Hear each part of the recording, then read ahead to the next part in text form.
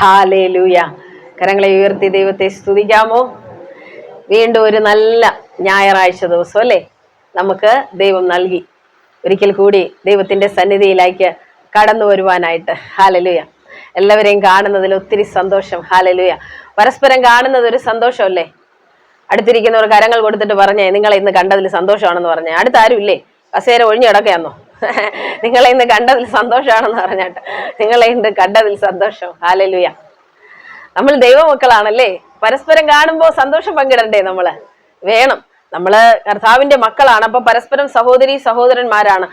നമ്മൾ നോക്കുമ്പോ നമ്മൾ വേറെ വേറെ അഡ്രസ് ഉള്ള ഭവനങ്ങളിലാണ് അല്ലേ താമസിക്കുന്നത്. അത് ഈ ലോകത്തിലാണ് അല്ലേ. നമ്മൾ ശരിക്കും എവിടെയാണ് ഇപ്പോ?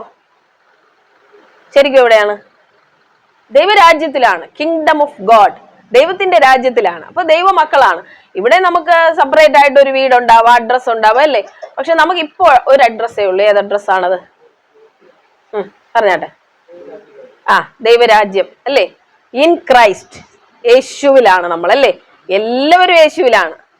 V are in Christ. പിന്നെ എന്താ ഒരു അഡ്രസ്സ്? Kingdom of God. അപ്പൊ ഞാൻ എന്റെ അഡ്രസ്സ് പറയുമ്പോ എങ്ങനെ പറയും? Amrita in Christ. താഴെ സ്ഥലം എവിടാണ്? Kingdom of God. ഞാൻ യേശുവിലാണ്. നിങ്ങളെല്ലാം യേശുവിലാണ്. നമ്മുടെ അഡ്രസ്സ് എപ്പോഴാ മാറിയത്? നമ്മൾ വീണ്ടും ജനിച്ചപ്പോ കേട്ടോ. നമ്മൾ വീണ്ടും ജനിച്ചപ്പോ ദൈവമക്കളായപ്പോ നമ്മുടെ അഡ്രസ്സ് എല്ലാം മാറി. പക്ഷെ ഇവിടെ ഈ അഡ്രസ്സ് വെച്ചു കൊടുത്താൽ എന്തെങ്കിലും നടക്കുമോ? പോസ്റ്റ് ഓഫീസിൽ നിന്ന് post office in Christ kingdom of God എവിടെ കൊണ്ടുപോയി ലെറ്റർ കൊടുക്കും? അത് നടക്കില്ല കേട്ടോ. ഇവിടെ ഭൗതിക ശരീരത്തിലുള്ളപ്പോ ഇവിടെയും നമുക്കൊരു അഡ്രസ്സ് ആവശ്യമാണ്. ഹല്ലേലൂയ. അപ്പൊ നമ്മള് ഈ നാളുകളിൽ നമ്മളെ തന്നെ തിരിച്ചറിഞ്ഞുകൊണ്ടിരിക്കുക. കർത്താവ് നിങ്ങളെ ഉയരങ്ങളിലേക്ക് കൊണ്ടുപോകാൻ ആഗ്രഹിക്കുന്നു. എത്ര പേർ റെഡിയാണ് ഉയരങ്ങളിലേക്ക് പറക്കാനായിട്ട്? ഹല്ലേലൂയ. ആഗ്രഹമുള്ളവരെ ദൈവം ഉയരങ്ങളിലേക്ക് കൊണ്ടുപോകാൻ പോവുക. ആത്മാവിന്റെ തലങ്ങളിൽ മുകളിലേക്ക് നിങ്ങളെ ഉയർത്തുകയാണ്. യൂട്യൂബിൽ എന്നെ കാണുന്നവർക്കെല്ലാം കർത്താവായ യേശുക്രിസ്തുവിന്റെ നാമത്തിലുള്ള സ്നേഹത്തെയും വന്ദനത്തെയും അറിയിക്കുന്നു. നമ്മൾ ഈ നാളുകളിൽ ദർശനങ്ങൾ, അതിനെപ്പറ്റിയാണ് സംസാരിച്ചുകൊണ്ടിരിക്കുന്നത്. കഴിഞ്ഞ ദിവസങ്ങളിൽ പറഞ്ഞത് ഓർമ്മയുണ്ടോ? ദർശനങ്ങളെ കുറിച്ച് ദൈവം മനുഷ്യനോട് സംസാരിക്കാൻ ആഗ്രഹിക്കുന്നു. ദർശനങ്ങളിലൂടെ, സ്വപ്നങ്ങളിലൂടെ, വെളിപ്പാടുകളിലൂടെ, വചനത്തിലൂടെ ഒക്കെ ദൈവം നമ്മളോട് സംസാരിക്കുന്നു. പക്ഷെ അത് നമ്മൾ അറിയുന്നില്ല എന്ന് കഴിഞ്ഞ നാളുകൾ ഞാൻ പറഞ്ഞല്ലേ. അപ്പൊ നമ്മള് അത് പഠിച്ചുകൊണ്ടിരിക്കുക. ദൈവം സംസാരിച്ചാലും നമ്മൾ അറിയണം. കഴിഞ്ഞ ദിവസങ്ങളിൽ സ്വപ്നങ്ങളെ കുറിച്ചൊക്കെ പഠിച്ചു കേട്ടോ. അതേ ദിവസം തന്നെ ഇവിടെ ആയിരിക്കുന്നവർക്ക് ചിലർക്ക് സ്വപ്നങ്ങൾ ഉണ്ടായി. ദൈവം അവരെ അത് കാണിച്ചു. അവരെന്നെ വിളിച്ചു പറഞ്ഞു. ഹല്ലേലൂയ, സ്തോത്രം. പക്ഷേ അത് ഞാൻ പറയുന്നില്ല, അത് പേഴ്സണലാണ്. അതുകൊണ്ടാണ് കറക്റ്റായി ദൈവം അവരെ കാണിച്ചു. ദൈവം അവരെ കാണിച്ച അർത്ഥങ്ങൾ കൃത്യമായിരുന്നു. അപ്പോ സഹോദരൻ എന്നോട് പറയാനായിട്ട് ഇടയായി തീർന്നു, ഇതുവരെ ഞാൻ കാണുന്ന ഒരു സ്വപ്നങ്ങളും എനിക്ക് ഓർമ്മയിരിക്കാറില്ല, പക്ഷെ ഇറ്റ് ഈസ് ക്ലിയർ, എനിക്ക് നല്ല ഓർമ്മയുണ്ട്. അതിന്റെ എക്സ്പ്ലനേഷനും ദൈവം കൊടുത്തത് കറക്റ്റ് ആയിരുന്നു. സ്തോത്രം. അപ്പോ നമ്മൾ പഠിപ്പിക്കുന്നത് മാത്രമല്ല, ഇവിടെ അത് ദൈവം ചെയ്തുകൊണ്ടുകൂടെ ഇരിക്കുകയാണ്. ആമേൻ. അത് ദൈവം ചെയ്യുകയാണ്. അപ്പോ നമ്മള് അത് പ്രാപിക്കാനായിട്ട് ആഗ്രഹമുള്ളവരായിരിക്കണം. ദൈവം എല്ലാവരോടും സംസാരിക്കാൻ ആഗ്രഹിക്കുന്നുണ്ട്. പക്ഷേ പലപ്പോഴും നമ്മുടെ ബിസി ലൈഫ്, നമ്മുടെ തിരക്കേറിയ ജീവിതത്തിനിടയിൽ നമ്മൾ ദൈവത്തിന് സമയം കൊടുക്കാനായിട്ട് മറന്നു പോകുന്നതുകൊണ്ട് ദൈവത്തിന് ഒരു കാര്യങ്ങളും പറയാനായിട്ട് പറ്റുന്നില്ല. നമ്മൾ ഇന്ന് വായിച്ചത് ഗലാത്യർക്ക് എഴുതിയ ലേഖനമാണല്ലോ. എല്ലാവരും വായിച്ചു കേട്ടല്ലേ അത്. അതിൽ പ്രധാനമായിട്ട് ഒരു കാര്യം പറയുന്നുണ്ട്. ഇപ്പോഴത്തെ ദുഷ്ടലോകത്തിൽ നിന്ന് നമ്മളെ വിടുവിക്കാൻ വന്നതാണ് യേശു. അപ്പൊ ഈ ലോകം എന്ന് പറയുന്നത് എന്താണ്? ദുഷ്ടലോകമാണ്, വിക്കറ്റ് വേൾഡ് ആണ്, ഈവിൾ വേൾഡ് ആണ്. അതിൽ നിന്നാണ് നമ്മളെ രക്ഷിക്കേണ്ടത്. അങ്ങനെയാണെങ്കിൽ ഓരോ ദിവസവും ദൈവത്തിൽ നിന്ന് നമ്മൾ കേൾക്കണ്ടേ? മനസ്സിലായോ? ഈ ലോകം എന്ന് പറയുന്ന ദുഷ്ടലോകമാണ് എന്നാണ് നമ്മൾ ഗലാത്യർക്ക് എഴുതിയ ലേഖനത്തിൽ വായിച്ചത്. സംശയം ഉണ്ടെങ്കിൽ നമുക്ക് ഗലാത്യർക്ക് എഴുതിയ ലേഖനം നമുക്ക് ഒരിക്കൽ കൂടി ഒന്ന് എടുക്കാം കേട്ടോ. അത് ഞാൻ ഇന്ന് പറയണമെന്ന് വിചാരിച്ചതല്ല, എങ്കിലും ആ ഒരു സമയത്ത് പരിശുദ്ധാത്മാവ് എന്റെ ഉള്ളിലേക്ക് ആ ഒരു വചനം പ്രകാശിപ്പിച്ചത് കൊണ്ടാണ്. അതിനെ ആ വാക്യം ഒന്ന് വായിച്ചേ കുഞ്ഞെ, ഇന്ന് വായിച്ചേ. ഗലാത്യർക്ക് എഴുതിയ ലേഖനം 2 കൊരിന്ത്യർ കഴിഞ്ഞിട്ടാണ്. ഗലാത്യർ അതിന്റെ 1-ാം അധ്യായത്തിൽ അതിന്റെ 3-ാം വാക്യം വായിച്ചേ.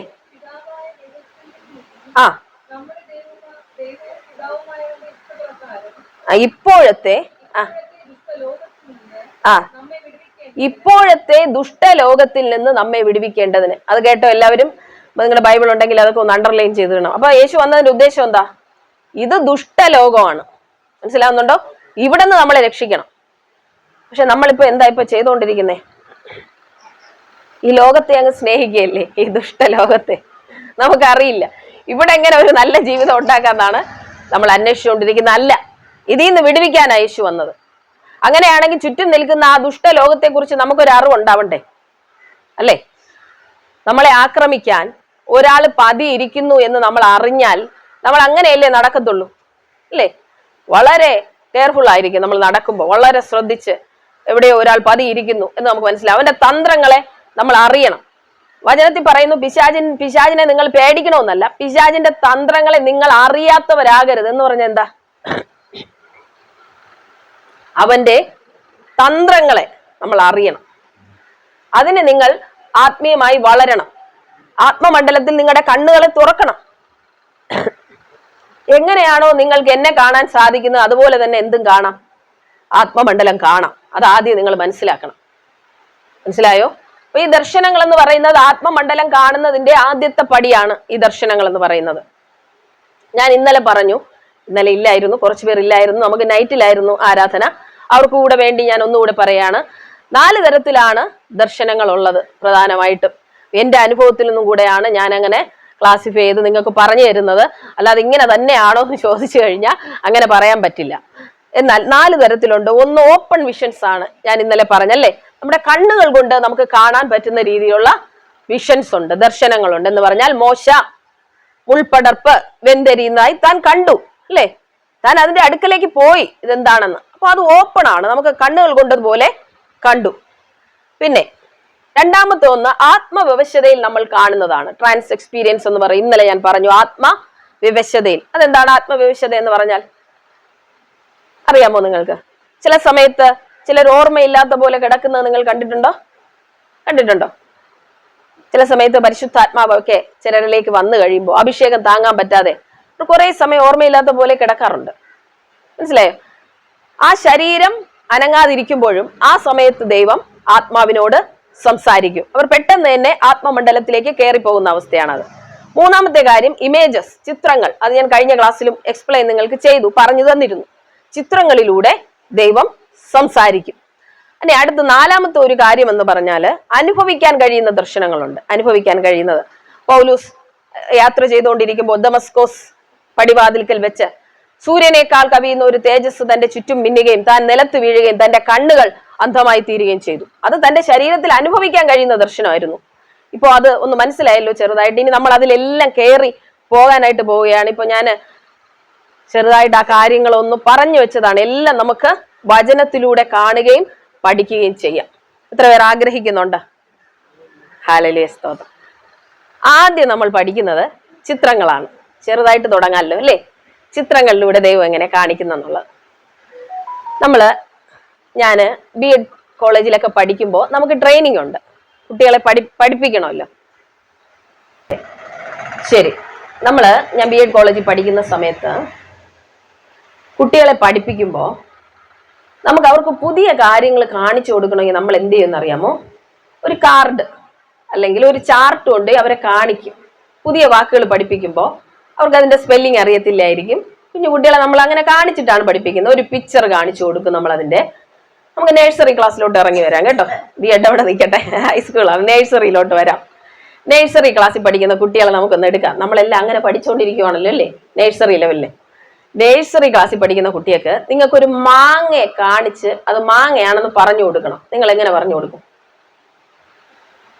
ആദ്യം നമ്മളൊരു മാങ്ങ കാണിക്കും. മാങ്ങ കാണിക്കുക ഇല്ലെങ്കിൽ മാങ്ങയുടെ പിക്ചറെങ്കിലും കാണിക്കും. എന്നിട്ട് നമ്മൾ മാങ്ങ പറഞ്ഞു കൊടുക്കും, അല്ലേ? പറഞ്ഞു കൊടുക്കില്ലേ അങ്ങനെ? പറഞ്ഞു കൊടുക്കും. അവർക്ക് അങ്ങനെ പറഞ്ഞു കൊടുത്താലേ മനസ്സിലാവും. അപ്പൊ അവൻ എപ്പോഴും മാങ്ങയെ കണ്ടാൽ അവന് മാങ്ങയാണെന്നത് മനസ്സിലാവും. നിങ്ങൾ ഇംഗ്ലീഷാണ് പഠിപ്പിക്കാൻ ആഗ്രഹിക്കുന്നെങ്കിലോ മാങ്ങയുടെ പടം തന്നെ കാണിച്ചിട്ട് മാംഗോ എന്ന് പറഞ്ഞു കൊടുക്കണം, അല്ലേ? ഇനി ഹിന്ദിയാണ് പഠിപ്പിക്കാൻ ആഗ്രഹിക്കുന്നെങ്കിലോ അത് തന്നെ അങ്ങനെ പറഞ്ഞു കൊടുക്കണം. അപ്പൊ ഇതിനെ എപ്പ കണ്ടാലും ഇങ്ങനെ ചാടി പറയും. പക്ഷെ അവന് വല്ലതും മനസ്സിലായിട്ടാണോ പറയുന്നത്? നമ്മൾ പറയുന്ന അതുപോലെ കേട്ടിട്ട് റിപ്പീറ്റ് ചെയ്യുകയാണ്.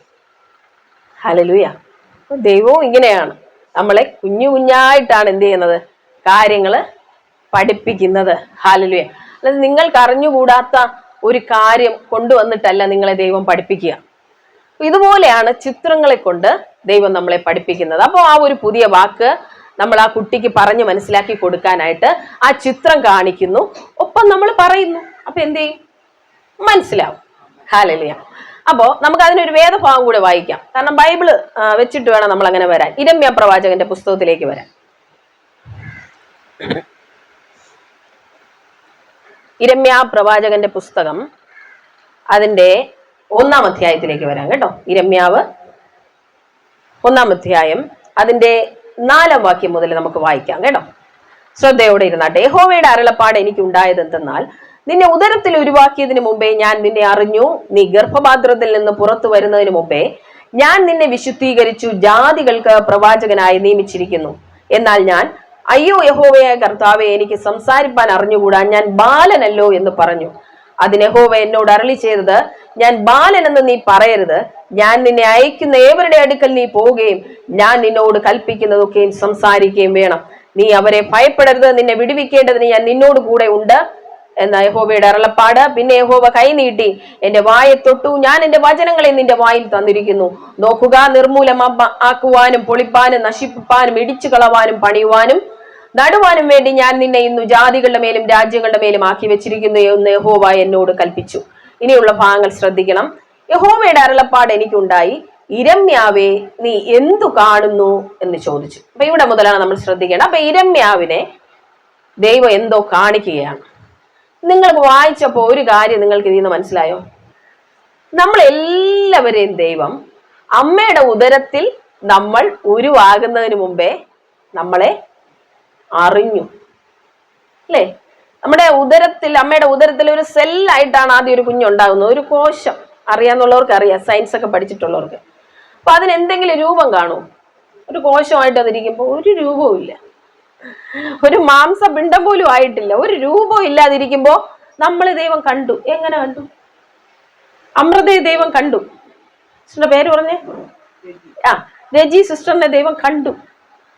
ഒരു ഫോമിലോട്ട് പോലും നമ്മൾ ആയിട്ടില്ലെന്ന്. അപ്പോൾ നമ്മളെ മുഴുവൻ രൂപത്തെ ദൈവം കണ്ടു. ഹല്ലേലൂയ. നിങ്ങൾ അത് ഓർത്തിട്ടൊന്ന് സ്തോത്രം ചെയ്തേ കർത്താവിനെ. ഹല്ലേലൂയ.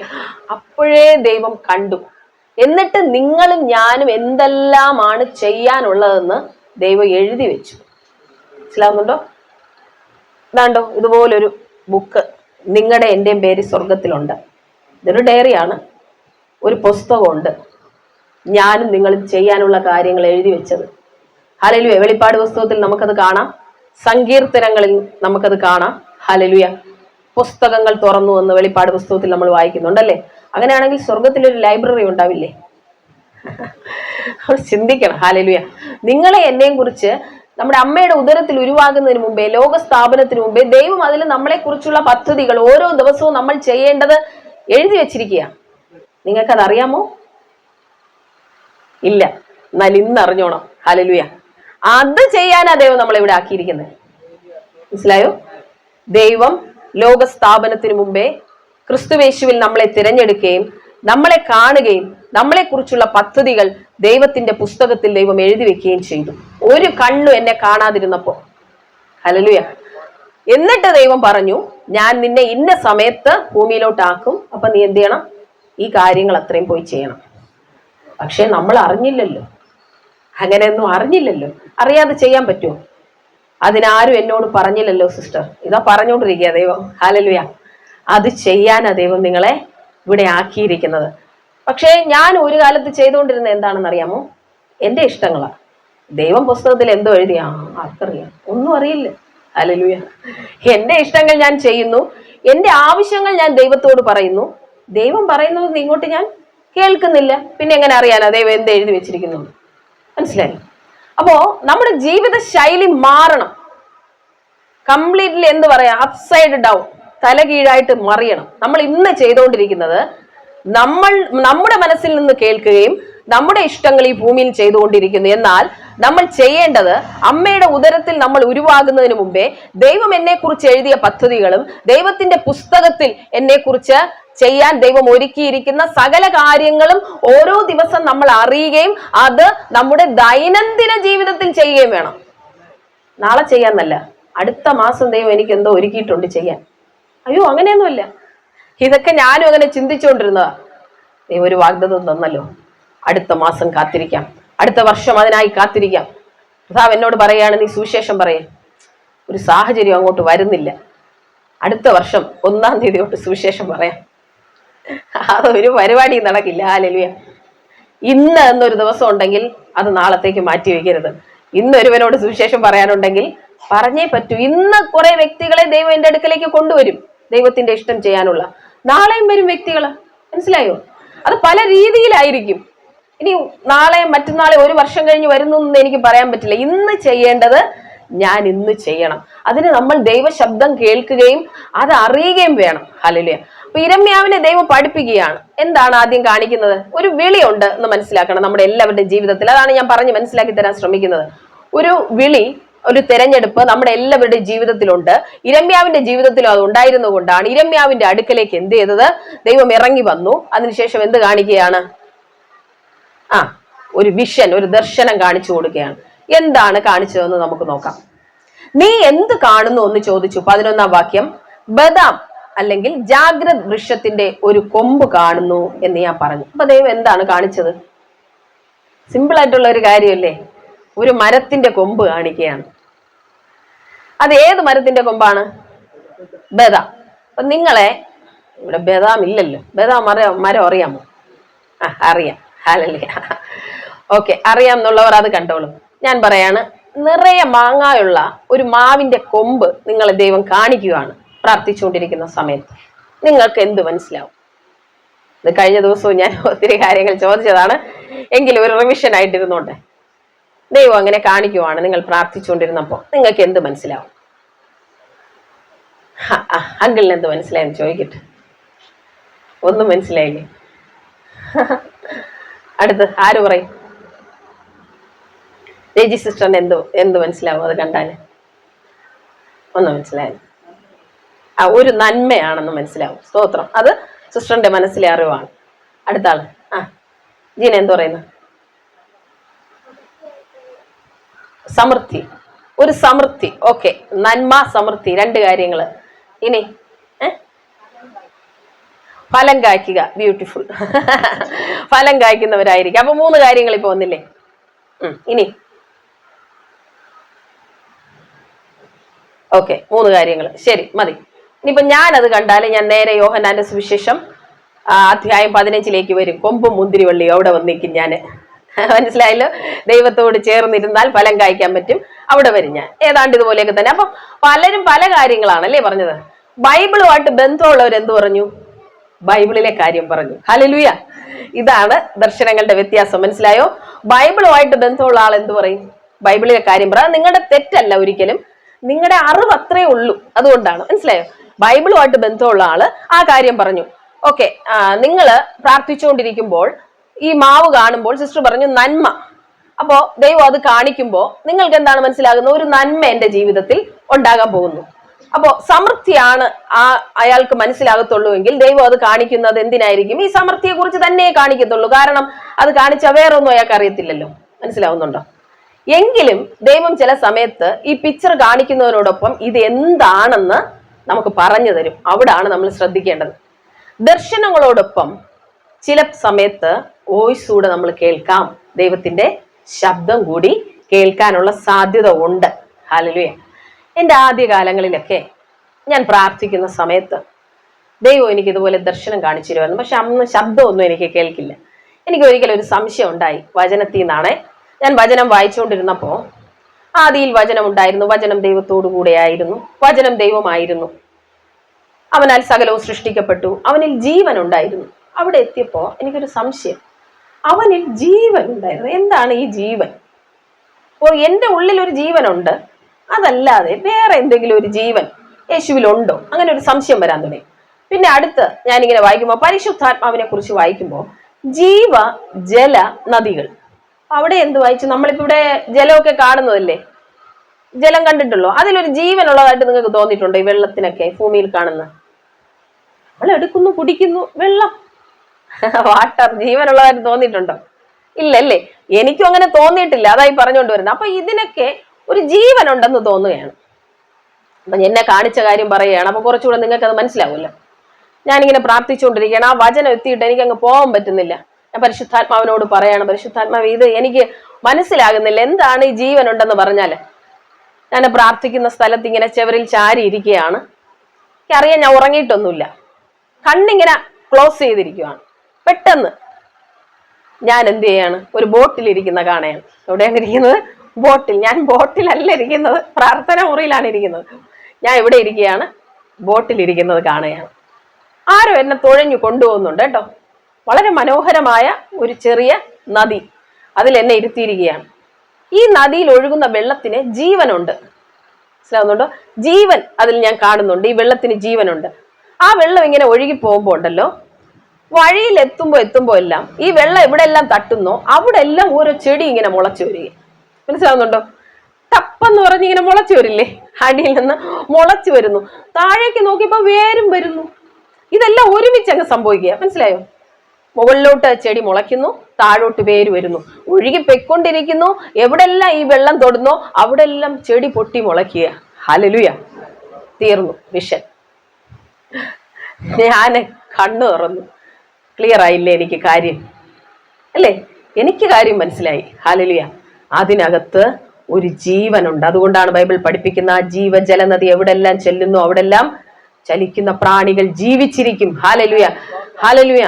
അതിന് ചുറ്റും നിൽക്കുന്ന എല്ലാ വൃക്ഷങ്ങളും ജീവിക്കും. ഹല്ലേലൂയ. അതുകൊണ്ടാണ് ജീവജല നദി തീരത്ത് നിൽക്കുന്നവൻ വാട്ടം തട്ടാതെ ഫലം കായ്ക്കുമെന്ന് പറയുന്നത്. സ്തോത്രം. ഹല്ലേലൂയ. അപ്പൊ എനിക്കത് മനസ്സിലാകുന്ന രീതിയിൽ എന്ത് ചെയ്തു? ദൈവം എന്നെ കാണിച്ചു. അപ്പൊ ഇത് നിങ്ങളോട് പറഞ്ഞപ്പോ ഒരു 5 മിനിറ്റ് ഞാൻ എടുത്തില്ലേ? 5 എടുത്തില്ല, 2-3 മിനിറ്റ് എടുത്തില്ലേ ഇത് പറയാനായിട്ട്? പക്ഷേ നമ്മളെ ദൈവം ദർശനങ്ങൾ കാണിക്കുമ്പോൾ ഇത്രയും സമയമൊന്നും എടുക്കില്ല. കണ്ണടച്ച് തുറക്കുമ്പോൾ നമ്മൾ അത് ഇത്രയും കാര്യം ഒരുമിച്ച് കണ്ടിരിക്കും. മനസ്സിലാവുന്നുണ്ടോ? അതാണ് നമ്മുടെ ചിന്തകൾ, സ്വപ്നങ്ങൾ, ദർശനങ്ങൾ തമ്മിലുള്ള വ്യത്യാസം.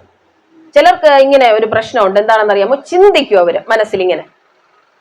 നമ്മൾ കണ്ണടച്ചിരുന്നിട്ട് ചിന്തിച്ചിട്ട് ഇത് അവരുടെ ചിന്തകളെ ദർശനങ്ങളാണെന്ന് അവര് തെറ്റിദ്ധരിക്കാറുണ്ട്. അപ്പൊ അതിന്റെ വ്യത്യാസം നിങ്ങൾക്ക് ഇന്ന് ആ ഡൗട്ട് ഒന്ന് മാറ്റിത്തരാൻ പോവുകയാണ്. ഇതിപ്പോ എന്റെ ചിന്തയിൽ നിന്ന് വന്നതാണോ, എന്റെ മനസ്സിൽ നിന്ന്, ഇതെന്നെ ദൈവം കാണിച്ചതാണോ? ഇതെങ്ങനെ അറിയാൻ പറ്റും നമുക്ക്? ഈ ഒരു പിക്ചർ ഞാൻ കണ്ടില്ലേ, അതെന്റെ ചിന്തയിൽ നിന്നാണോ വന്നത്, അതെന്നെ ദൈവം കാണിച്ചതാണോ? ഇത് നമ്മൾ തിരിച്ചറിയണം, അല്ലെങ്കിൽ നമ്മൾ തെറ്റിപ്പോകും കേട്ടോ. ഞാൻ 2 പേർക്കുണ്ടായ ദർശനങ്ങൾ നിങ്ങൾക്ക് പറഞ്ഞു തരാനായിട്ട് പോവുകയാണ്. എന്നിട്ട് നിങ്ങൾ പറയണം ഇതിലേതാണ് ചിന്തയിൽ നിന്ന് വന്നത്, ഏതാണ് ദൈവം കാണിച്ചത്. ഇത് 2 പേരും എന്നോട് വിളിച്ച് യൂട്യൂബിലൂടെ കണ്ട് എന്നെ വിളിച്ച അനുഭവം ഷെയർ ചെയ്തവരാണ്. നിങ്ങൾ കേൾക്കുന്നുണ്ടാവാം. സ്തോത്രം. അവർ ഷെയർ ചെയ്യുന്നതുകൊണ്ട് പ്രശ്നമില്ല, എനിക്കറിയാം. ഞാൻ പേരുകൾ ഏതായാലും പറയുന്നില്ല. ഹല്ലേലൂയ. അപ്പോ ഒരാൾക്ക് ദൈവം കൊടുത്ത ഒരു ദർശനം എങ്ങനെയാണ്? ശ്രദ്ധിച്ചു കേൾക്കാം. പ്രാർത്ഥിച്ചു കൊണ്ടിരുന്ന സമയത്ത് ഒരു താക്കോൽ തൻ്റെ കരത്തിലേക്ക് കൊടുക്കുന്നു. ശ്രദ്ധിച്ചല്ലോ, നിങ്ങൾ കണ്ടല്ലോ അത്. അദ്ദേഹം ആകാശത്തിന്റെ ഒരു കിളിവാതിൽ തുറക്കുന്നു. അവിടെ നിന്ന് നാണയങ്ങൾ വരുന്നു. യേശു തൻ്റെ കൂടെയുണ്ട്. താൻ ആവശ്യമുള്ളത് സഞ്ചിയിലാക്കുന്നു. യേശുവിനോടൊപ്പം നടന്ന് തിരിച്ചു വരുന്നു. ഇത് ഒന്നാമത്തെ കാര്യം. രണ്ടാമത്തെ ദർശനം ഒരു സഹോദരിക്ക് കൊടുത്തതാണ്. ആ സഹോദരി പ്രാർത്ഥിക്കുന്ന മുറിക്കകത്ത് ഒരു വെളിച്ചം ഉണ്ടാകുന്നു. യേശു തൻ്റെ അടുക്കലേക്ക് വരുന്നു. ഒരു പുസ്തകം തൻ്റെ കയ്യിലേക്ക് കൊടുക്കുന്നു. രണ്ടും പറഞ്ഞല്ലേ? രണ്ടും പറഞ്ഞു. അതിന് മുഴുവനായിട്ട് ഞാൻ എക്സ്പ്ലെയിൻ ചെയ്ത് പറഞ്ഞിട്ടില്ല, അത് പറയാം. ഇതിൽ ഒന്ന് ഇമാജിനേഷനാണ്, ഒന്ന് ദൈവം കൊടുത്ത ദർശനമാണ്. എങ്ങനെ നിങ്ങൾക്ക് പറയാൻ പറ്റുമോ ഇതിപ്പോ? ഒന്ന് മനസ്സിൽ, ഇമാജിനേഷൻ എന്ന് പറഞ്ഞാൽ മനസ്സിൽ അയാൾ ക്രിയേറ്റ് ചെയ്തതാണ്. രണ്ടാമത്തേത് ശരിക്കുള്ള വിഷനാണ്. മനസ്സിലായോ? 2 എണ്ണം ഞാൻ നിങ്ങളോട് പറഞ്ഞല്ലേ. നിങ്ങൾക്ക് ഐഡന്റിഫൈ ചെയ്യാൻ സാധിച്ചോ? മനസ്സിലാക്കാനായിട്ട് സാധിച്ചോ? എന്നെ കാണുന്നവർ, യൂട്യൂബിലുള്ളവർക്ക് കമന്റ് ചെയ്യാം കേട്ടോ. നിങ്ങൾക്ക് അത് മനസ്സിലാക്കാൻ സാധിച്ചെങ്കിൽ താഴെ കമന്റ് ആയിട്ട് നിങ്ങൾ ഇടുക. പറഞ്ഞാട്ടെ, സമയം തരാം. ഇത് ക്ലാസ് ആണ്, അതുകൊണ്ട് എല്ലാവർക്കും സമയം തരുന്നതാണ്. ചിന്തിക്കാൻ, ഉറങ്ങുന്നവർക്ക് ഉറങ്ങാം, പറയുന്നവർക്ക് പറയാം. എല്ലാത്തിനുള്ള ശോഭയുടെ ബുദ്ധിമുട്ടുണ്ട്, അതും മാറിയിട്ടില്ല. എങ്കിലും ഞാൻ പറഞ്ഞു ഒരു രക്ഷയില്ല, ഞാൻ അവരെ പഠിപ്പിച്ചിരിക്കും. ചുമയൊക്കെ അവിടെ ഇരിക്കും. പറഞ്ഞാട്ടെ സഹോദരങ്ങളെ. രജി സിസ്റ്റർ എന്ത് പറയുന്നു? സമയം തരുക. ജോയി പറയും. നല്ല കുഞ്ഞാട്ടോ, പറഞ്ഞാട്ടെ. ശ്യാമ. രണ്ടാമത്തതാണ് ദർശനം. ഓക്കെ, ഓക്കെ, ഒരു ആൻസർ മതി. ശരി, ഒരാൾ പറഞ്ഞല്ലോ, സന്തോഷം, കറക്റ്റാണ്. ആദ്യത്തത് ഒരു പ്രശ്നമുണ്ട്. അദ്ദേഹം ആദ്യത്തേത് കാണുമ്പോൾ അദ്ദേഹത്തിന്റെ ഫിനാൻസിന് വേണ്ടി, അതായത് സാമ്പത്തികത്തിന് വേണ്ടി പ്രാർത്ഥിച്ചുകൊണ്ടിരിക്കുകയായിരുന്നു. എന്നിട്ട് അദ്ദേഹം പ്രാർത്ഥിച്ചുകൊണ്ടിരിക്കുമ്പോൾ അദ്ദേഹം കാണുന്ന കാര്യമാണ് ഞാൻ ആദ്യം പറഞ്ഞത് കേട്ടോ. അതവിടെ നിൽക്കട്ടെ. രണ്ടാമത്തെ കാര്യം പറയാം. രണ്ടാമത്തേത്, ഒരു സഹോദരി രാത്രി തന്റെ പ്രാർത്ഥനയൊക്കെ കഴിഞ്ഞ ശേഷം കട്ടിലിന്മേൽ ഇരിക്കുകയാണ്. താൻ ഒന്നും ചിന്തിക്കുന്നില്ല, വെറുതെ കുഞ്ഞുറങ്ങി കിടക്കുന്നു, അതിനടുത്ത് താൻ ഇരിക്കുകയാണ്. താൻ തമിഴ്നാട്ടിൽ നിന്നാണ് എന്നെ വിളിച്ചിരുന്നത്, നല്ലൊരു മകളാണ്. താൻ ഇരിക്കുമ്പോൾ അവിടെ കട്ടിലിൽ ചാരി ഇരിക്കുമ്പോൾ തന്റെ പ്രാർത്ഥനാ മുറിക്കകത്ത് ഒരു പ്രകാശം ഉണ്ടാകുന്നതായും ഒരാൾ തന്റെ അടുക്കലേക്ക് വന്ന് ഒരു ഗോൾഡൻ കളറിലെ പുസ്തകം കൊടുക്കുന്നതായും ആ പുസ്തകത്തിനകത്ത് നിറയെ സ്റ്റോൺ ഉള്ളതായും താൻ കാണുകയാണ്. ആ പുസ്തകത്തെ തന്റെ കയ്യിൽ ഏൽപ്പിക്കുന്നതായും കണ്ടു. ഇതിപ്പോ രണ്ടും പറഞ്ഞാൽ നിങ്ങൾക്ക് ഒരേപോലെ തോന്നുമെങ്കിലും ഇതില് ആദ്യം വിളിച്ച ആളോട് ഞാൻ ചോദിച്ചു, ഇത് അറിയുന്ന കാര്യം എങ്ങനെയാണ്, ഇത് എത്ര സമയം എടുത്താണ് നിങ്ങൾ കണ്ടത്? ആദ്യം പ്രാർത്ഥിച്ച അല്ലെങ്കിൽ ആദ്യം എന്നോട് സംസാരിച്ച സാമ്പത്തികത്തെ കുറിച്ച് ദർശനം കണ്ട ആ സഹോദരനോട് ഞാൻ ചോദിച്ചു, നിങ്ങൾ എത്ര സമയം എടുത്താണ് കണ്ടത്? ആ സഹോദരൻ പറഞ്ഞു, ഒരു 5 മിനിറ്റ് എടുത്തതാണ്. ഓക്കെ. ഈ സഹോദരിയോട് ചോദിച്ചു, നിങ്ങൾ എത്ര സമയം എടുത്താണ് ഈ ദർശനം കണ്ടത്? ആ സഹോദരി പറഞ്ഞു, ഫ്രാക്ഷൻ ഓഫ് എ സെക്കൻഡ്. മനസ്സിലായോ? കണ്ണടച്ച് തുടക്കുന്ന സമയം പോലും എടുത്തിട്ടില്ല ഇത് കാണാൻ. നിങ്ങൾ അത് മനസ്സിലാക്കണം. നിങ്ങൾ കൂടുതൽ സമയം ഒരു വീഡിയോ പോലെ ഇങ്ങനെ മനസ്സിൽ കാണുന്നത് നിങ്ങളുടെ ഇമാജിനേഷൻസ് ആണ്. മനസ്സിലാവുന്നുണ്ടോ? നിങ്ങൾ തന്നെ അത് ചിന്തിച്ച് കാണാൻ ശ്രമിക്കുന്നതാണ്, അത് ദൈവം കാണിക്കുന്നതല്ല. എന്നാൽ ദൈവം കാണിക്കുന്ന കാര്യങ്ങൾ എപ്പോഴും വിത്തിൻ സെക്കൻഡ്സ് പോലും എടുക്കില്ല. എനിക്ക് പറഞ്ഞു തരാൻ പറ്റില്ല അതെങ്ങനെയാണെന്ന്. പെട്ടെന്ന് ദൈവം അത് കാണിക്കും. നമ്മളിങ്ങനെ കണ്ണടച്ച് തുറക്കുന്ന സമയത്തിൽ നമ്മളത് കണ്ടിരിക്കും. ഞാനിപ്പോ ഒരു സഹോദരിക്ക് വേണ്ടി പ്രാർത്ഥിക്കുകയാണെന്ന് വിചാരിക്കുക. ഒരു സഹോദരിക്ക് വേണ്ടി ഞാൻ ഫോണിലൂടെ ആവട്ടെ ഇവിടെ ഇരിക്കുമ്പോഴായിട്ട് ഞാനൊരു സഹോദരിക്ക് പ്രാർത്ഥിച്ചു. അന്നേരം ഞാനിങ്ങനെ കണ്ണടച്ചിട്ടില്ല, ഇങ്ങനെ ഇരിക്കുമ്പോൾ തന്നെ ഒരു വൃക്ഷത്തിന്റെ ഒരു ശിഖരം മുറിഞ്ഞു പോകുന്ന പോലെ ഞാൻ കണ്ടു. അപ്പോ എനിക്കത് അപ്പോൾ മനസ്സിലായില്ല. ഞാൻ ആ സഹോദരിയോട് ചോദിക്കുകയാണ്, ജീവിതത്തിൽ എന്തെങ്കിലും മുറിയപ്പെട്ട അനുഭവങ്ങളുണ്ടോ? സംതിങ് ലൈക്ക് ആക്സിഡൻസ്, അല്ലെങ്കിൽ കുടുംബത്തിൽ എന്തെങ്കിലും പ്രശ്നങ്ങൾ ഇങ്ങനെ ഉണ്ടോ? ആ സഹോദരി ഉടനെ പറഞ്ഞു, സിസ്റ്ററെ, ഞാൻ ഒരിക്കൽ ആക്സിഡന്റ് വന്ന് എൻ്റെ എല്ലാ അസ്ഥികളും പൊട്ടി മരിക്കാറായി കിടന്നതാ. ഹല്ലേലൂയ, സ്തോത്രം. അപ്പൊ അത് ദൈവം എന്നെ എങ്ങനെ കാണിച്ചു? എനിക്കറിയാവുന്ന ഒരു രീതിയിൽ ഒരു മരത്തിന്റെ കൊമ്പങ്ങ് മുറിഞ്ഞു പോകുന്നതായിട്ട് കാണിച്ചു. മനസ്സിലായോ? അപ്പൊ അത് കണ്ടാൽ ഞാൻ അങ്ങനെ മനസ്സിലാക്കുമെന്ന് ആർക്കറിയാം? ദൈവത്തിന് അറിയാം. മനസ്സിലായോ? അതുകൊണ്ടാണ് കർത്താവ് അങ്ങനെ കാണിച്ചത്. ഹല്ലേലൂയ. ഇനി ചിലർക്ക് വേണ്ടി പ്രാർത്ഥിക്കുമ്പോൾ മരുഭൂമി കാണിക്കും. മരുഭൂമി കാണിച്ചാൽ നിങ്ങൾ എന്ത് അർത്ഥമാക്കും? എല്ലാവരും ഒക്കെ ഏകദേശം ഒരേ അർത്ഥമല്ലേ എടുക്കുക? ശൂന്യമാക്കപ്പെട്ട അനുഭവം, ഒന്നുമില്ലാത്ത അവസ്ഥ, വരണ്ട അനുഭവം. അപ്പൊ ഞാൻ അവരോട് ചോദിക്കും, എന്ത് ചോദിക്കും? സിസ്റ്ററെ, നിങ്ങൾക്ക് വേണ്ടി പ്രാർത്ഥിക്കുമ്പോൾ ഇങ്ങനെ ഒരു മരുഭൂമി കാണുന്നു, നിങ്ങൾ ശൂന്യമായ അവസ്ഥയിലൂടെ പോവുകയാണോ? ഒരു ബാരൻനെസ് ഫീൽ ചെയ്യുന്നുണ്ടോ? എന്താണ്? ഞാൻ അവരോട് ചോദിക്കുക. അപ്പൊ അവരെന്ത് ചെയ്യും? യെസ്, അങ്ങനെ പറയും. ഹല്ലേലൂയ. അപ്പോഴാണ് എനിക്കത് മനസ്സിലാവുന്നുണ്ടോ? ഇതുപോലെയാണ് നിങ്ങൾക്കും ദൈവം കാണിക്കുന്നത് കാര്യങ്ങൾ. നമ്മൾ പ്രാർത്ഥിച്ചുകൊണ്ടിരിക്കുമ്പോൾ ദൈവം പല കാര്യങ്ങളും കാണിക്കും. നിങ്ങൾ പരിശുദ്ധാത്മാവിനാൽ നിറയാൻ ആഗ്രഹപ്പെട്ട് പ്രാർത്ഥിക്കുമ്പോൾ ഒരു പക്ഷേ ഒരു ഷവറിൽ നിന്ന് വെള്ളം വീഴുന്ന പോലെ ദൈവം നിങ്ങൾക്ക് കാണിച്ചു തന്നിരിക്കാം. കാരണം എന്താണ്? പരിശുദ്ധാത്മാവിന്റെ ഒരു അഭിഷേകത്തെ കാണിക്കുന്നതാണ്. ചിലർക്ക് പ്രാവ് വരുന്ന പോലെ കണ്ടെന്നിരിക്കാം. ഹല്ലേലൂയ. അത് നമ്മൾ ഇമാജിൻ ചെയ്ത് കാണരുത് ഒരിക്കലും. നമ്മുടെ മനസ്സിനൊരു വലിയ കഴിവുണ്ട്, എന്താണെന്ന് അറിയാമോ? ഇമാജിനേഷൻ ശക്തമാണ് ഭയങ്കര. നമുക്കങ്ങനെ സങ്കല്പിക്കാൻ സാധിക്കും പലതും. അങ്ങനെ സങ്കല്പിച്ചിട്ട് അത് ദൈവം എന്നെ ദർശനം കാണിച്ചു എന്ന് പറഞ്ഞാൽ മൊത്തം പോയി. എനിക്കും ആദ്യകാലത്ത് ഇതൊന്നും അറിഞ്ഞൂടായിരുന്നു. ഞാനും പല കാര്യങ്ങളും സങ്കല്പിക്കാറുണ്ടായിരുന്നു. അപ്പോൾ യേശുവിന്റെ അടുത്തിരിക്കുന്ന പോലെ സങ്കല്പിക്കും. അതൊക്കെ സങ്കല്പിക്കാം, തെറ്റൊന്നുമല്ല ഞാൻ പറഞ്ഞത്. പക്ഷെ അതല്ല വിഷൻ, അതല്ല ദൈവം തരുന്ന ദർശനങ്ങൾ. അപ്പൊ യേശുവിനെ നമ്മൾ പലപ്പോഴും കണ്ട് ആരാധിക്കാൻ ശ്രമിക്കാറുണ്ടല്ലേ? അപ്പൊ നമ്മൾ ഏത് പിക്ചറായിരിക്കും കണ്ടാരാധിക്കാനായിട്ട് ശ്രമിക്കുന്നത്? നമ്മള് സീനറി കണ്ടതോ, ആൾക്കാർ വരച്ചതോ, അല്ലെങ്കിൽ ജീസസ് മൂവിയിലുള്ള യേശു അല്ലേ? നിങ്ങൾ കണ്ടിട്ടില്ലേ? ജീസസ് മൂവി കണ്ടിട്ടില്ലേ? അതിലുള്ള യേശു ആണോ ശരിക്കും യേശു? അതൊരു നടനാണ്. അയാൾ ഇന്നും അടിപൊളിയായിട്ട് ഇവിടെ ജീവിക്കുന്നുണ്ട്. അതല്ല യേശു. നമ്മൾ ഈ പിക്ചറിലൊക്കെ പെയിന്റ് ചെയ്ത് വെച്ചിരിക്കുന്ന പല ആൾക്കാർ, ഇറ്റാലിയൻ ചിത്രകാർ പെയിന്റ് ചെയ്ത യേശുവിന് ഒരു ഇറ്റാലിയൻ ചായ ആയിരിക്കും. വേറെ ആൾക്കാർ പെയിന്റ് ചെയ്യുന്നതിന് വേറൊരു തരം ചായ ആയിരിക്കും. അപ്പൊ ഇതൊക്കെയാണോ യേശു എന്ന് പറഞ്ഞ് നമ്മൾ കാണുന്നത്? ഓ, നമ്മൾ ആ പിക്ചറിനെ എടുത്തു വെച്ചിട്ട് പ്രാർത്ഥിക്കുമ്പോൾ ആ യേശുവിന്റെ മുഖം കണ്ട് ചിലപ്പോൾ പ്രാർത്ഥിക്കുന്നവരുണ്ട്. ആദ്യമൊക്കെ ചിലപ്പോൾ നമുക്ക് അങ്ങനെ വേണ്ടി വരും, അല്ലാതെ നമുക്ക് ഒരു കോൺസെൻട്രേഷൻ ചിലപ്പോൾ കിട്ടിയെന്ന് വരില്ല. ഹല്ലേലൂയ. എന്നാൽ ആത്മമണ്ഡലത്തിൽ വളരുമ്പോൾ നിങ്ങൾക്ക് മനസ്സിലാവും ഈ പിക്ചറും അല്ല യേശു, വിഗ്രഹവും അല്ല യേശു. ഹല്ലേലൂയ. താൻ ആത്മാവാണെന്നുള്ള ബോധ്യം വരും, എൻ്റെ നിങ്ങളുടെ ഉള്ളിൽ വസിക്കുകയാണെന്ന്. അപ്പോഴേ നമുക്ക് ഈ തിരിച്ചറിവ് ഉണ്ടാകത്തുള്ളൂ.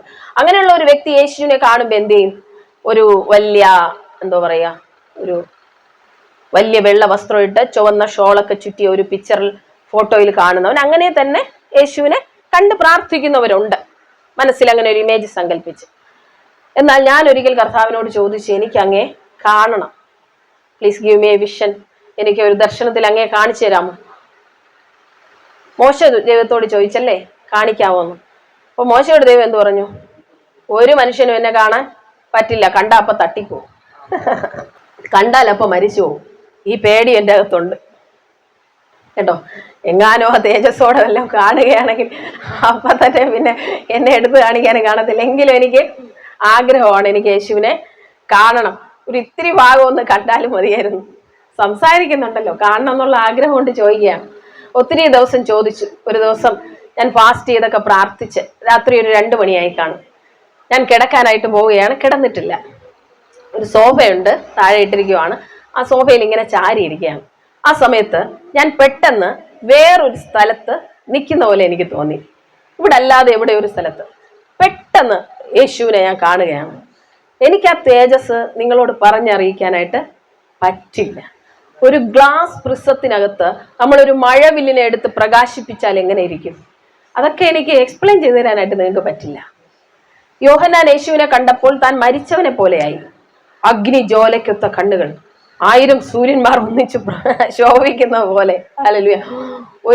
ഒരു ചെറിയ നിമിഷം പോലും ഞാൻ കണ്ടില്ല. ഞാനപ്പോ ശരിക്കും വിറച്ചുപോയി. ഞാൻ എന്ത് ചെയ്തു? വിറച്ചു പോയി എന്നല്ല, ഞാൻ സ്ട്രക്കായി പോയി. അപ്പൊ എനിക്ക് മനസ്സിലായി, ഞാൻ ഈ പിക്ചറിൽ കണ്ടതൊന്നും അല്ല യേശു. മനസ്സിലായോ? അപ്പോഴാണ് എനിക്ക് മനസ്സിലാവുന്നത്, സൂര്യനെ സൃഷ്ടിച്ച കർത്താവ് അതിനേക്കാൾ തേജസ് ഉള്ളവനല്ലേ? ഹല്ലേലൂയ. നമ്മൾ ഈ ഫോട്ടോയിൽ കാണുന്നതാണോ യേശു? അല്ല. ഹല്ലേലൂയ. നിങ്ങളത് മനസ്സിലാക്കുക. നിങ്ങൾ വിഗ്രഹങ്ങളായിട്ടൊന്ന് വെച്ചിരിക്കുന്നതാണോ കർത്താവ്? അല്ല. സ്തോത്രം. നിങ്ങൾ ആ കാണാൻ, ആ മുഖശോഭ ഒന്ന് ദർശിക്കാൻ പോലെ എനിക്ക് നിങ്ങൾക്കും കഴിയില്ല. താൻ സൃഷ്ടിച്ച സൂര്യനെ നമ്മളെ കണ്ണിമയ്ക്കാതെ നമുക്ക് നോക്കാൻ പറ്റില്ല. ശരിയാണോ? നോക്കാൻ പറ്റില്ല. എന്നാൽ ഒന്ന് ഇറങ്ങി നോക്കിയിട്ട് വന്നേ, അവിടെ നല്ല സൂര്യപ്രകാശമുണ്ട്. നിങ്ങൾക്ക് സൂര്യനെ നോക്കാൻ പറ്റുന്നോ? ഇല്ല. പിന്നെ എങ്ങനെ അതിനെ സൃഷ്ടിച്ച ദൈവത്തെ നമുക്ക് നോക്കാനായി കഴിയില്ല. നമ്മുടെ നഗ്ന നേത്രങ്ങൾ കൊണ്ട് കഴിയില്ല.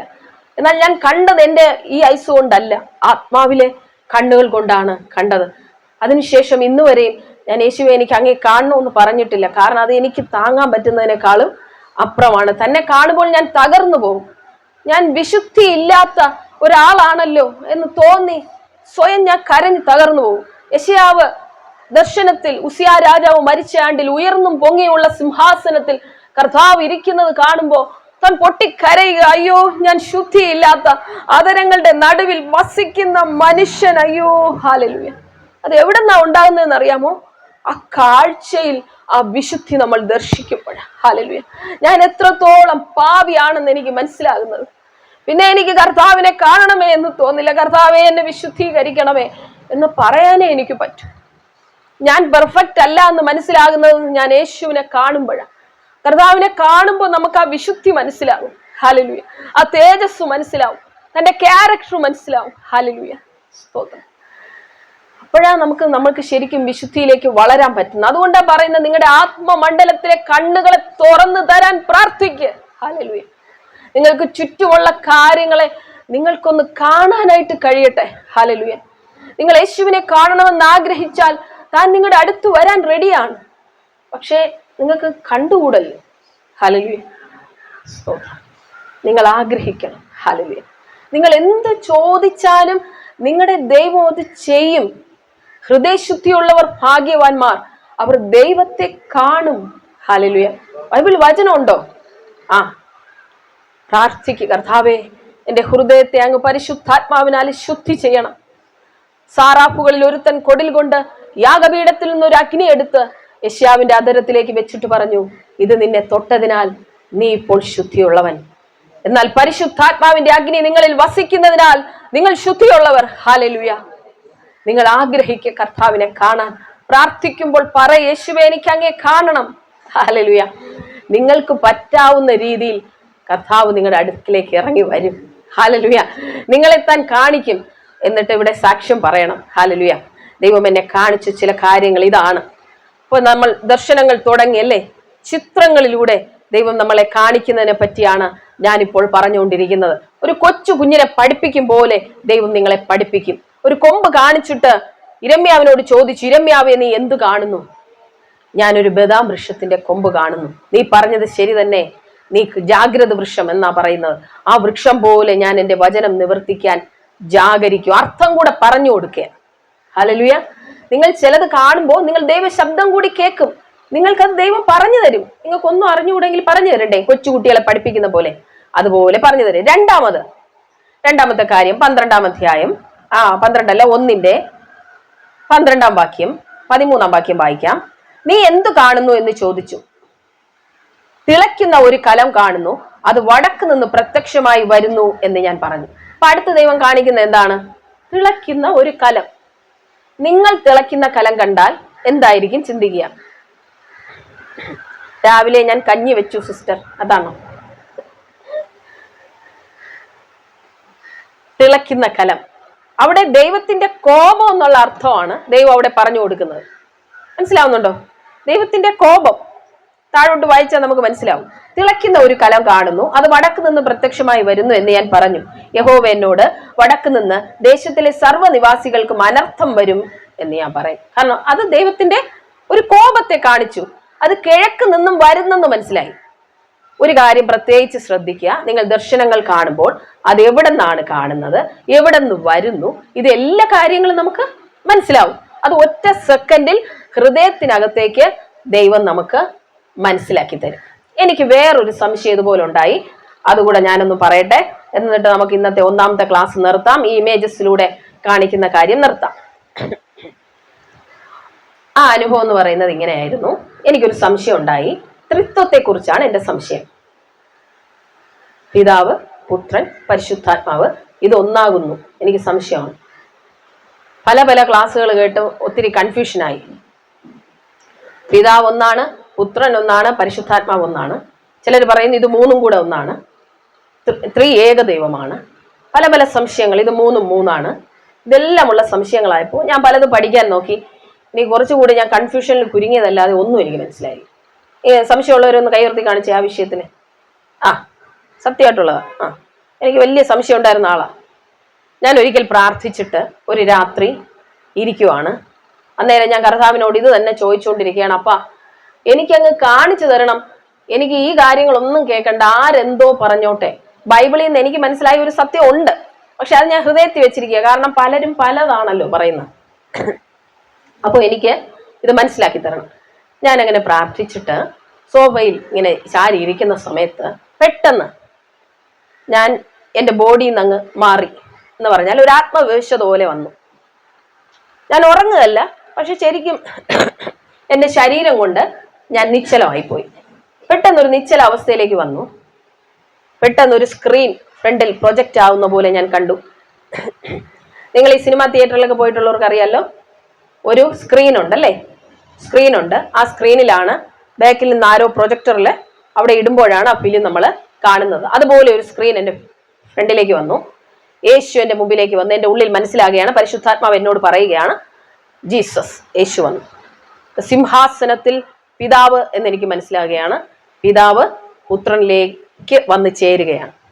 അടുത്ത പരിശുദ്ധാത്മാവ് എന്നോട് അകത്തിരുന്ന് പറയാണ്, ഇത് ഹോളി സ്പിരിറ്റ് ആണ്. ഹോളി സ്പിരിറ്റ് യേശുവിലേക്ക് വന്ന് ചേരുകയാണ്. എന്നിട്ട് യേശു ഫ്രണ്ടിലേക്ക് വരികയാണ്. ഇപ്പൊ എനിക്ക് പിതാവിനെയും കാണുന്നില്ല, പരിശുദ്ധാത്മാവിനെയും കാണുന്നില്ല. ആരെ മാത്രമേ കാണുന്നുള്ളൂ? യേശുവിനെ മാത്രമേ കാണുന്നുള്ളൂ. എന്നിട്ട് ഞാൻ ഒരു സ്വരം ഇങ്ങനെ കേൾക്കുകയാണ്, ഞാൻ ഏകമാകുന്നു. I am that I am. Hallelujah, സ്തോത്രം. അപ്പൊ എന്റെ കൺഫ്യൂഷൻ അങ്ങ് അതോടെ തീർന്നു. ഞാൻ യേശു എന്ന് പറഞ്ഞാൽ പിതാവും പരിശുദ്ധാത്മാവും യേശുവിലുണ്ട്. ഞാൻ ഹോളി സ്പിരിറ്റ് എന്ന് പറഞ്ഞാൽ പിതാവിൽ നിന്നും പുത്രനിൽ നിന്നും പുറപ്പെടുന്ന ആത്മാവായ പരിശുദ്ധാത്മാവ് എല്ലാം അതിനകത്തുണ്ട്. ഞാൻ ഇനി പരിശുദ്ധാത്മാവ് എന്ന് പറഞ്ഞാലോ? ദൈവത്തിന്റെ ആത്മാവ്. ഇനി ഞാൻ പിതാവ് എന്ന് പറഞ്ഞാലോ? എല്ലാം നമുക്ക് ഒരേ അർത്ഥമാണ് കിട്ടുന്നത്. കാരണം ഇവരെല്ലാം ഒന്നിച്ചാണ്, 3 പേർ ഒന്നായി ചേർന്നാണ് പ്രവർത്തിക്കുന്നവർ. ഹല്ലേലൂയ.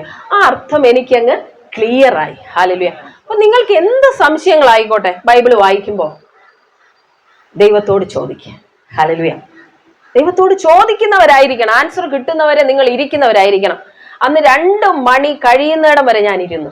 12 മണിക്ക് ക്ലോസ് ചെയ്യുമ്പോൾ ഈ 2 മണി കഴിയുന്നവരെ ഞാൻ ഈ പ്രാർത്ഥിച്ചുകൊണ്ടിരിക്കുക. കാരണം എനിക്കിത് കാണാതെ കിടക്കാൻ പറ്റില്ല. അന്ന് കണ്ടില്ലെങ്കിൽ ഞാൻ അടുത്ത ദിവസവും ഇരിക്കും. എന്റെ ഈ സംശയം ക്ലിയർ ആകുന്നവരെ ഞാൻ ദൈവത്തിന്റെ സന്നിധിയിൽ ഇരുന്ന് അത് ദൈവത്തോട് ചോദിച്ച് മനസ്സിലാക്കുന്ന ആളാണ്. നിങ്ങൾ വചനം വായിക്കുമ്പോൾ ഒരു സംശയം നിങ്ങളുടെ അകത്തേക്ക് വന്നാൽ നിങ്ങൾ തന്നെ അതിന് വ്യാഖ്യാനിച്ച് കൺഫ്യൂഷൻസ് ഉണ്ടാക്കാതെ നിങ്ങൾ ദൈവസന്നിധിയിൽ ഇരിക്കണം. കർത്താവേ, ഇതെന്താ? എന്നെ ഒന്ന് കാണിക്കണമേ അപ്പ. എന്താ ഞാൻ ചെയ്യേണ്ടത്? എന്നെ ഒന്ന് കാണിക്കണമേ. ഹല്ലേലൂയ. അപ്പൊ ഞാൻ പറഞ്ഞ ഇത്രയും കാര്യങ്ങൾ നിങ്ങൾക്ക് മനസ്സിലായോ? നമ്മൾ മനസ്സിൽ നിന്ന് ചിന്തിച്ചുണ്ടാക്കുന്നതല്ല ദർശനങ്ങൾ. മനസ്സിലായല്ലോ? നമ്മൾ ക്രിയേറ്റ് ചെയ്ത ഇമേജുകൾ നമ്മൾ കാണുന്നതല്ല. അല്ലെങ്കിൽ അതിനെക്കുറിച്ച് ചിന്തിച്ചു പ്രാർത്ഥിച്ചു കൊണ്ടിരിക്കുമ്പോൾ, ഞാനിപ്പോ നേരത്തെ പറഞ്ഞതുപോലെ ആ സാമ്പത്തിക വിഷയത്തിന് പ്രാർത്ഥിച്ചുകൊണ്ടിരിക്കുമ്പോൾ ദൈവം എനിക്ക് ഒരു താക്കോൽ തരുന്നു, പിന്നെ ഞാൻ തുറക്കുന്നു, ആ ഭണ്ഡാരത്തിൽ എടുക്കുന്നു, ഞാൻ യേശുവിനോട് നടന്നു വരുന്നു. അതെന്റെ ക്രിയേഷനാണ്, ഞാൻ ക്രിയേറ്റ് ചെയ്ത ഒരു കാര്യമാണ്. അതല്ല ദൈവം. വെറുതെ നമ്മൾ ഇരിക്കുമ്പോൾ, ചിലപ്പോൾ ബൈബിൾ വായിച്ചിട്ട് വെറുതെ ഇരിക്കുമ്പോൾ നിങ്ങൾ ഒന്നിനെ പറ്റിയും പ്രാർത്ഥിച്ചില്ലെങ്കിലും ചില വിഷൻസ് നിങ്ങൾക്ക് കാണിക്കും. ഹല്ലേലൂയ. ആ വിഷയം ആയിരിക്കില്ല ചിലപ്പോൾ പ്രാർത്ഥിക്കുന്നത്, എങ്കിലും പെട്ടെന്ന് ഒരു പിക്ചർ പോലെ നമ്മുടെ മുന്നിൽ അങ്ങ് വരും.